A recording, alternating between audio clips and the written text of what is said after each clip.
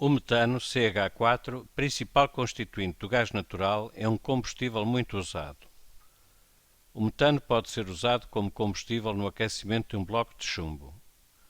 Admita que o bloco de chumbo se encontra inicialmente à temperatura de 0 graus Celsius. A essa temperatura, o bloco emite um conjunto de radiações que constitui um espectro descontínuo, emite radiação de uma única frequência, não emite qualquer radiação, emite um conjunto de radiações que constitui um espectro contínuo. Seria simples fazer já a opção, no entanto, vamos fazer uma pequena revisão sobre corpo negro, lei de Wien, e depois voltaremos para responder mais confortavelmente. Vamos falar sobre a radiação emitida por um corpo. Nós temos aqui dois corpos, isto é um bocado de lava, que está, na sua extensão não está toda à mesma temperatura, tem zonas de temperatura mais elevada, tem zonas de temperatura mais baixa, e também temos aqui uma t-shirt. Temos aqui uma t-shirt que também tem cor vermelha, conforme aqui a lava também tem zonas onde a cor é praticamente igual à cor da t-shirt.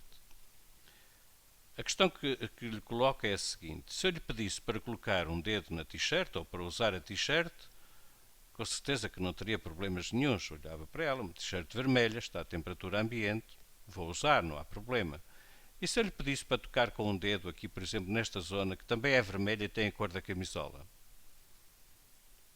Eu penso que não hesitava e dizia, não toco lá. E perguntando-lhe depois porquê, dir-me-ia, porque isso deve estar a uma temperatura muito, muito alta, ou muito superior àquela que os meus tecidos vão aguentar e eu vou-me queimar.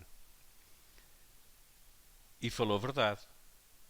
E isso é verdade. De facto, por apresentarem a mesma cor vermelha, não significa que estejam à mesma temperatura.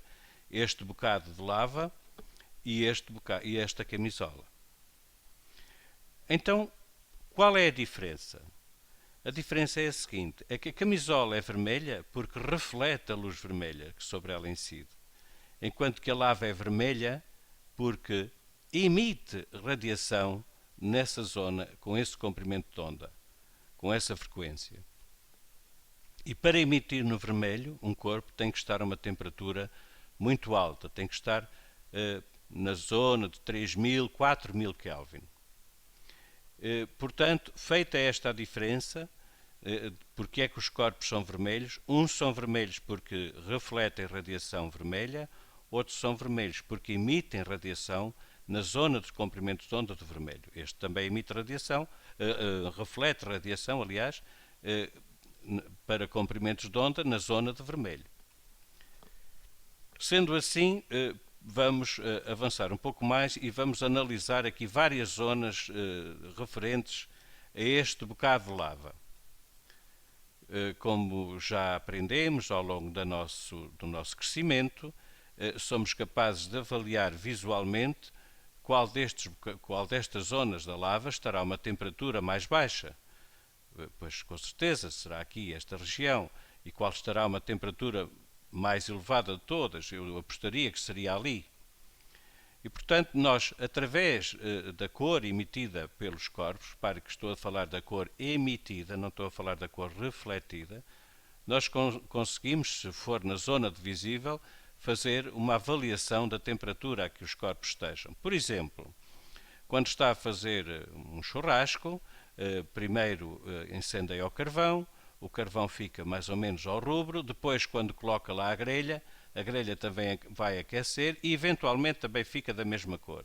E a pergunta que nós poderemos fazer é, então, se o carvão está vermelho, se a grelha está vermelha, posso concluir que estão à mesma temperatura? Exatamente, pode concluir que estão à mesma temperatura, porque a radiação emitida por um corpo não depende da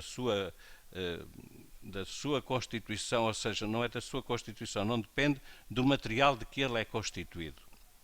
Vamos então fazer aqui uma análise, preencher este gráfico, para avançarmos um pouco mais sobre a radiação emitida por um corpo e vamos debruçar-nos a nossa atenção aqui nesta região que, por hipótese, vamos supor que está a 3000 Kelvin.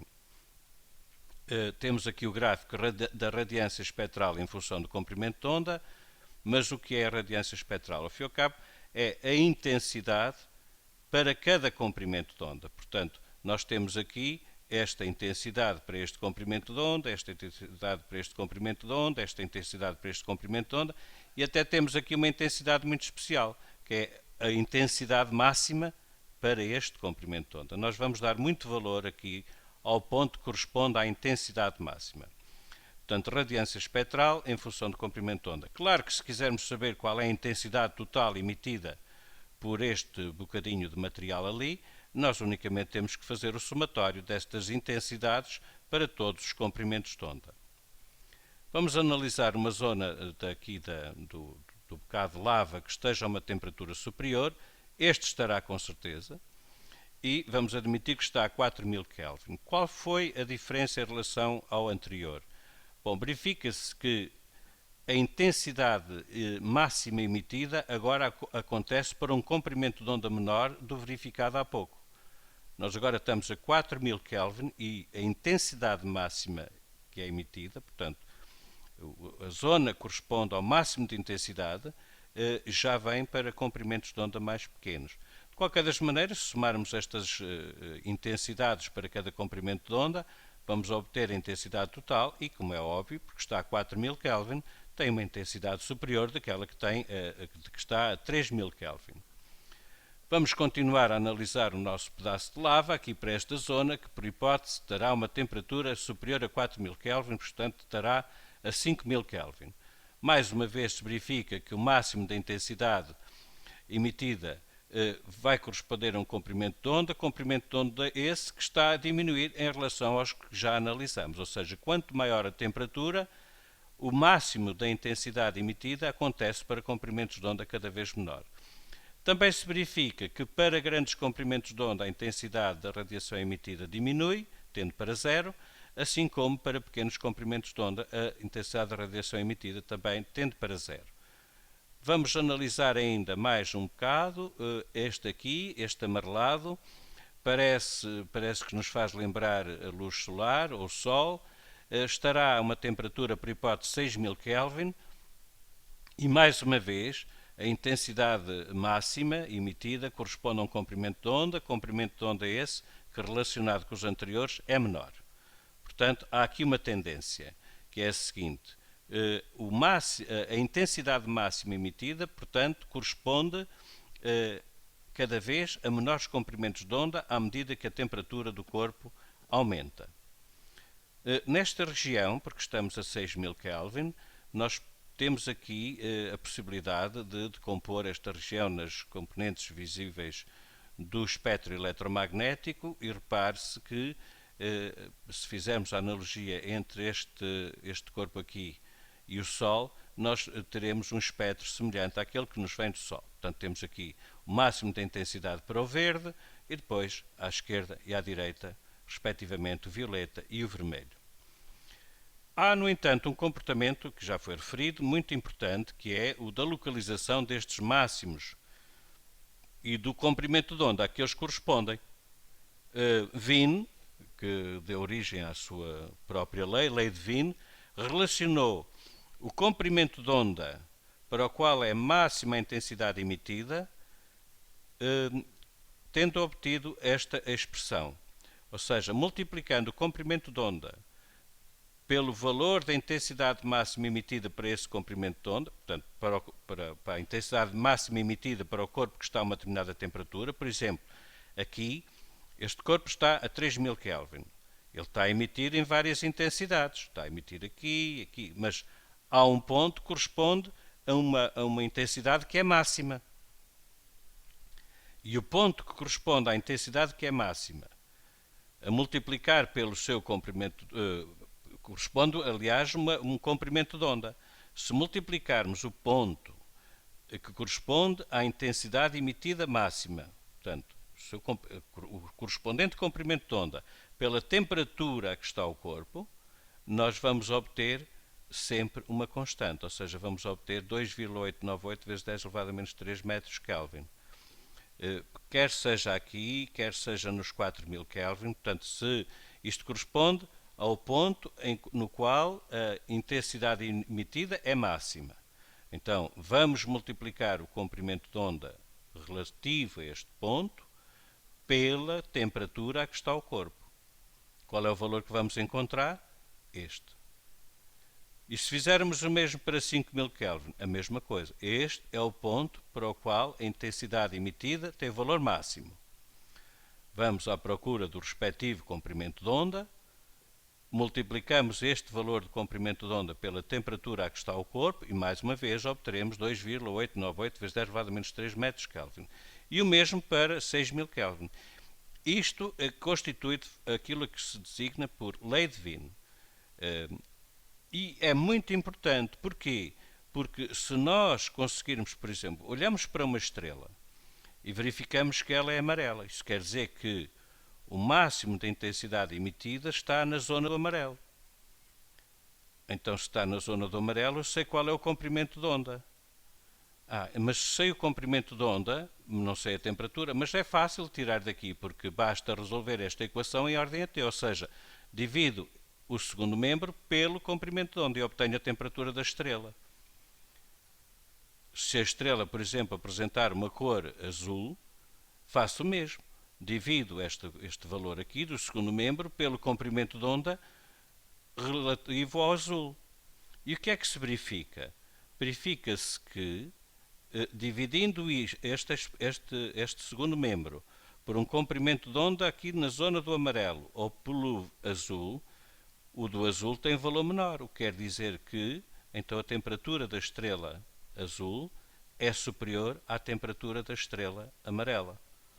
Nos meses de dezembro e janeiro, no hemisfério norte, costuma, em dias de boa visibilidade, ver-se a constelação de Orion.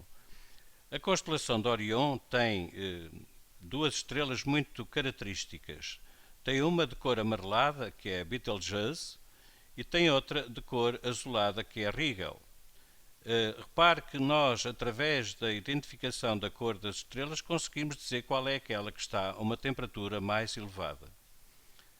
Não perca, mês de dezembro ou de janeiro, no hemisfério norte, olhe para o céu e verá uma aplicação do que acabamos de estudar. Queria terminar, no entanto, com uma mnemónica, um auxiliar de memória, para aqueles que têm dificuldade em fixar as cores do espectro visível, do espectro eletromagnético.